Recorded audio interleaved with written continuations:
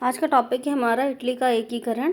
तो इटली के एकीकरण से पहले जो इटली जो है वो 7 हिस्सों में बटा हुआ था। ये देखो आप, 1 2 3 4 5 6 7, ठीक है।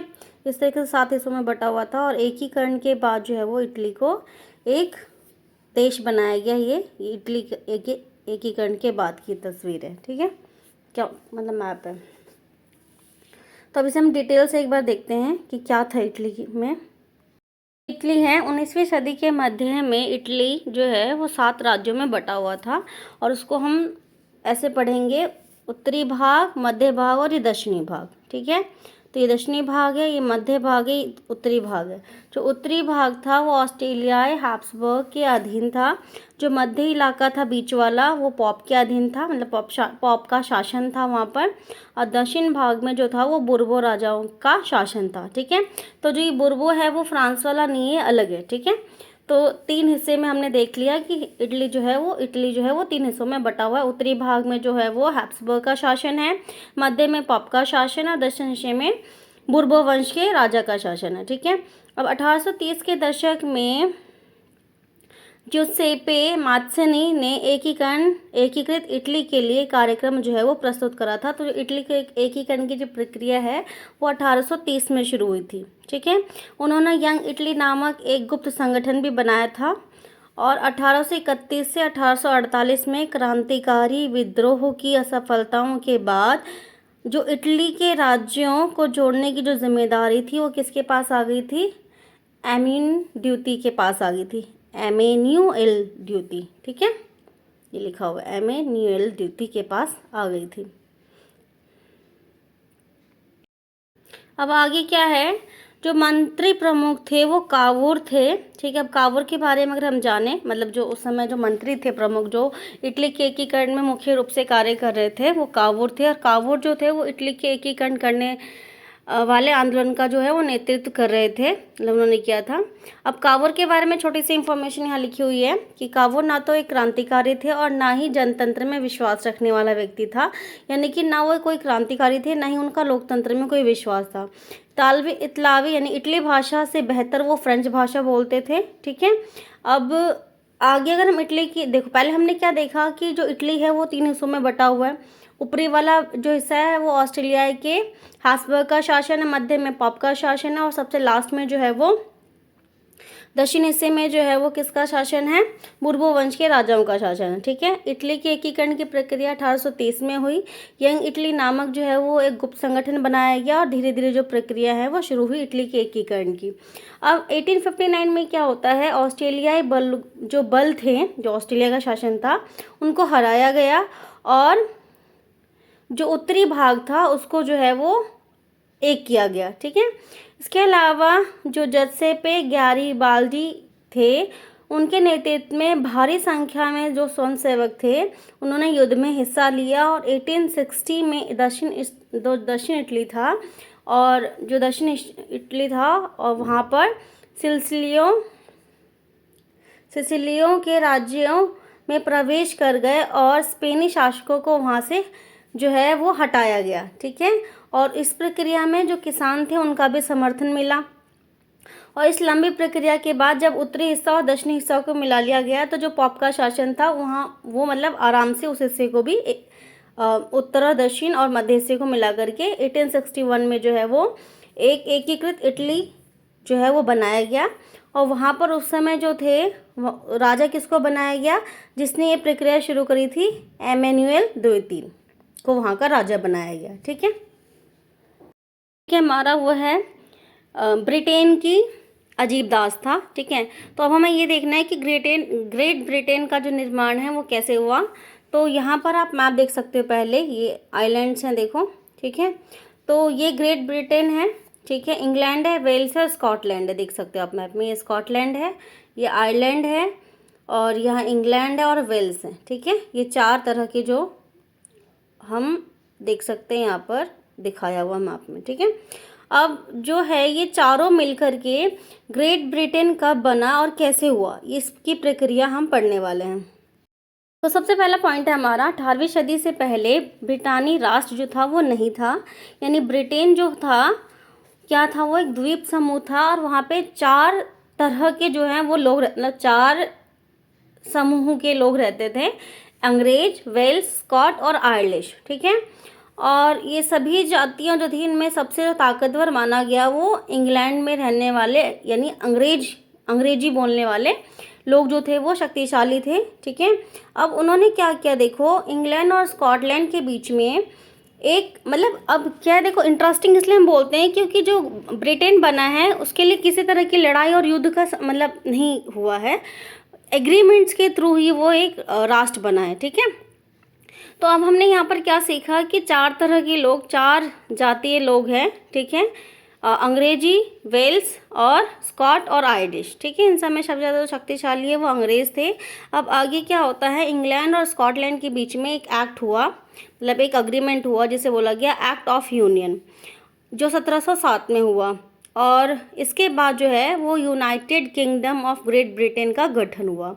इससे इंग्लैंड व्यवहार में स्कॉटलैंड पर अपना प्रभुत्व जमा पाया और उसके बाद ब्रितानी संसद ने आंग्ल सदस्यों का दबदबा रहा, ठीक है। यानी कि अब 2 देशों के बीच, 2 देशों नहीं 2 समूहों के बीच में एग्रीमेंट हुआ, एक है अंग्रेजी बोलने वाले अंग्रेज और एक स्कॉटलैंड में रहने वाले स्कॉटिश लोग, ठीक है। अब इन दोनों के बीच में एग्रीमेंट हुआ, एग्रीमेंट होने के बाद क्या होता है, ग्रेट ब्रिटेन जिसमें United kingdom of great Britain का गठन हुआ, ठीक है। अब यहाँ पर क्या होता है, जो इंग्लैंड है वो उसके पास स्कॉटलैंड की तुलना में ज़्यादा शक्तियाँ आ गई और यहाँ से जो ब्रितानी संसद है वो उसका दबदबा जो है वो शुरू होता है, ठीक है। अब क्या होता है, आयरलैंड का भी कुछ ऐसा ही हर्ष हुआ। वह देश कैथोलिक और प्रोटेस्ट धार्मिक गुटों में गहराई से बटा हुआ था। अंग्रेजों में आयरलैंड में प्रोटेस्ट धर्म मानने वालों को बहुसंख्यक कैथोलिक देश पर प्रभुत्व बढ़ाने में सहायता की। अब देखो वहाँ पर 2 धर्म के लोग हैं आयरलैंड में, एक है कैथोलिक, एक है प्रोटेस्टेंट, ठीक है। अब इनमें जो अगर हम देखें तो बहुसंख्यक किसका है, बहुसंख्यक कैथोलिक, ठीक है वहाँ पर। और ब्रिटानी प्रभाव के विरुद्ध हुए कैथोलिक विद्रोह को निर्ममता से कुचल दिया गया, ठीक है।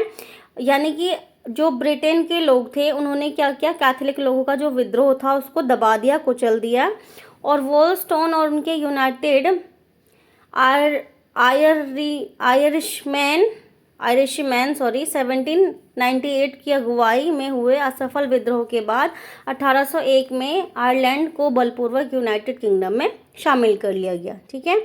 और इसी के बाद जो है वो जो ब्रिटेन है उसका निर्माण होता है, ठीक है।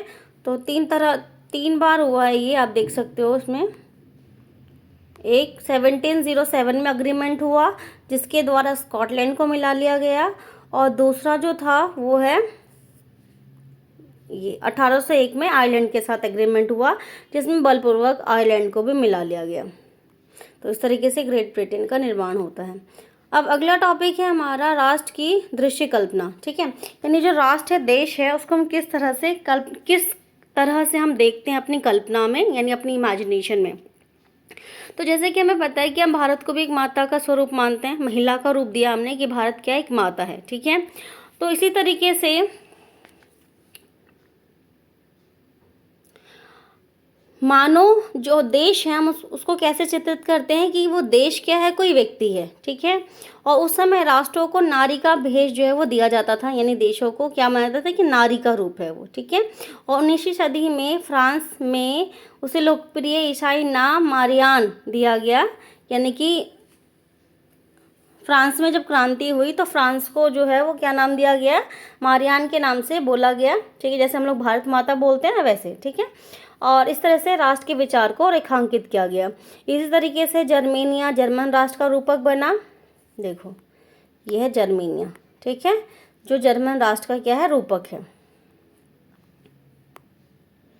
इसके अलावा ये चीज़ें आपने 9th में भी पढ़ी हुई है। टूटी हुई जंजीर का क्या अर्थ है, बाघ छाप के कवच का क्या अर्थ है, बलूत पत्तियों के मुकुट का क्या अर्थ है, तलवार का क्या अर्थ है, ये सब आपका इसमें लिखा हुआ है कि टूटी हुई बेड़ियाँ जो है वो आज़ादी मिलना है, और बाज छाप का कवच जो है वो जर्मन साम्राज्य के प्रतीक शक्ति है, और बलूत पत्तियों का मुकुट जो है वो बहादुरी का प्रतीक है। तलवार जो है वो मुकाबले की तैयारी का प्रतीक है, और तलवार पर लिपटी जैतून की जो डाली है वो शांति की चाह रखता है। काला, लाल और सुनहरा तिरंगा जो है वो 1848 में उदारवादी राष्ट्रवादियों का झंडा था। ठीक है, और उगते सूरज की किरणें जो हैं वो क्या दिखा रही हैं, एक नए युग की शुरुआत।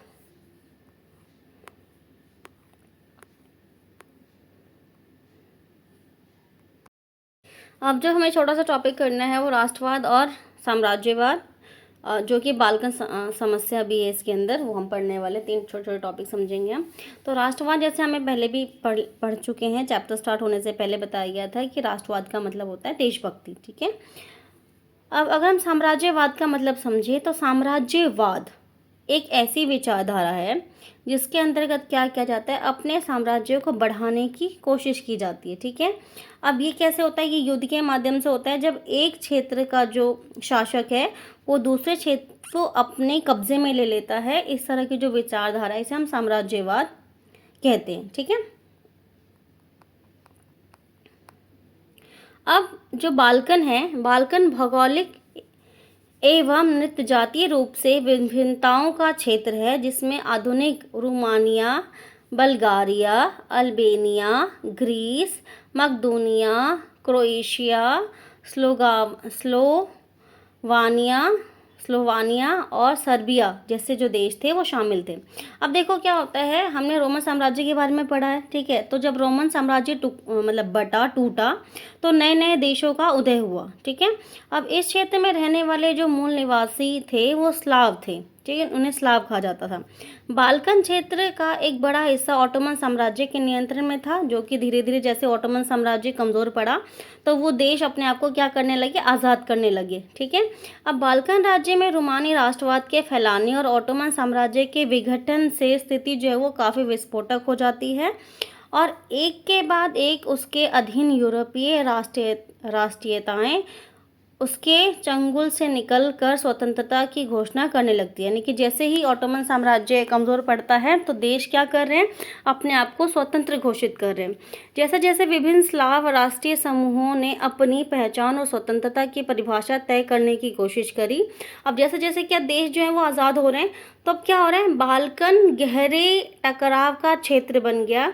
हर एक बाल्कन प्रदेश अपने लिए ज़्यादा इलाके की चाह रखता था। ठीक है, यानी कि जो बाल्कन के जो देश थे वो अपने लिए क्या कर रहे थे, ज़्यादा से ज़्यादा एरिया चाहते थे, ज़्यादा से ज़्यादा हिस्सा चाहते थे।